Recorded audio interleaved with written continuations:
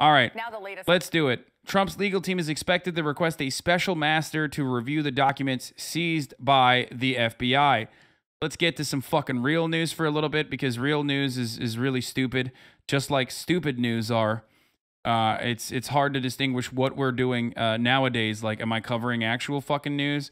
Am I just you know, am I covering real news, or am I making jokes on Twitter? I don't know. It's just like the real world has gotten to a point where it is indistinguishable. On former President Trump and the investigations that surround him, we're learning new details about the former president's efforts to reclaim materials seized during the FBI search of Mar-a-Lago. Robert Costa is at the federal courthouse in West Palm Beach. Bob, good morning. Good morning, Jamie. This week will test former President Trump's legal team as he faces investigations on several fronts, but especially here in Florida, where his lawyers plan to ask a judge to appoint a neutral party to review and possibly return evidence collected from the FBI search at his Mar-a-Lago home. How do you feel, Mr. Trump? As the August 8th FBI search of Mar-a-Lago dominates the national political scene, CBS News has learned that some associates of the former president believe the Justice Department probe stems from a flurry of disorganized activity as he left office. Sources say Trump decided to bring around 24 boxes of material to his Florida home, instead of handing them over to the National Archives, a move that ultimately alarmed federal investigators, who worried the boxes contained classified information. According to the unsealed FBI search warrant and property receipt, agents seized 11 sets of classified documents, including 4 sets that were labeled top secret. It came months after a lawyer for Trump signed a document declaring all such material had been returned to the government. This is very serious business. When documents have those markings, it generally indicates that the source of information is very sensitive. The Justice Department has until Thursday to show a Florida judge its proposed redactions to the FBI warrant's underlying affidavit, which could now be released. I mean, part of the reason why they want this fucking affidavit to come out is specifically so they can say, look what they're hiding. Look at what they're hiding. Everybody's already like gearing up towards this being heavily redacted, because of course it's supposed to be heavily redacted. You don't often have the affidavits unsealed, especially when there's an ongoing active investigation, especially because that ongoing active investigation hinges on, you know, certain people cooperating without any sort of fear for their safety, right?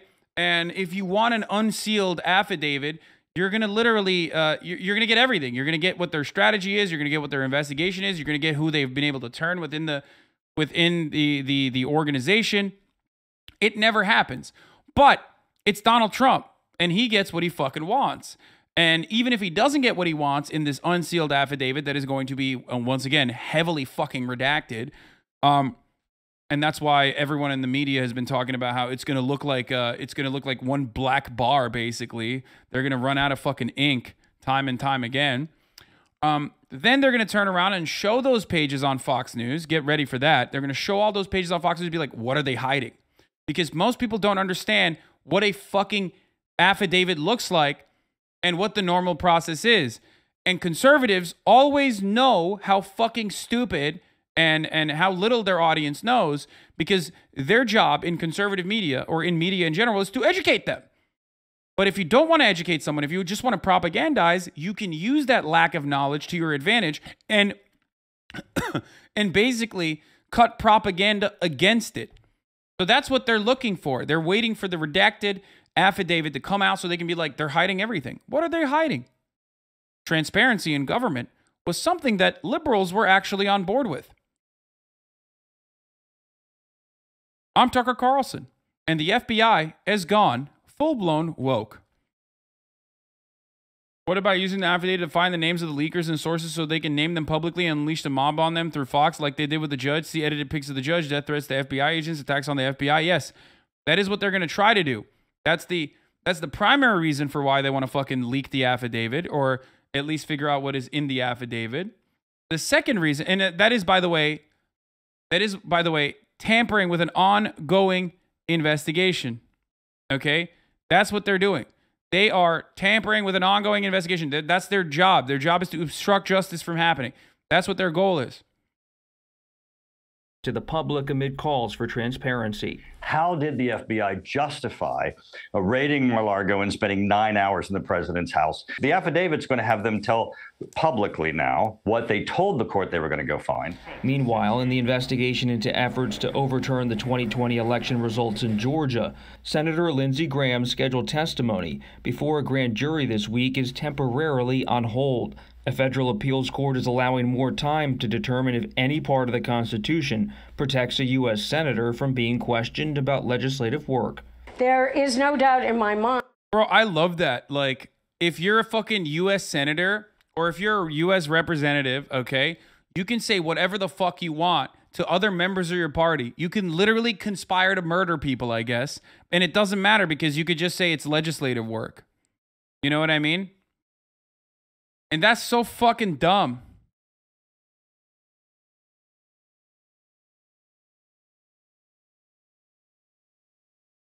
It's so stupid. It's so incredibly fucking stupid.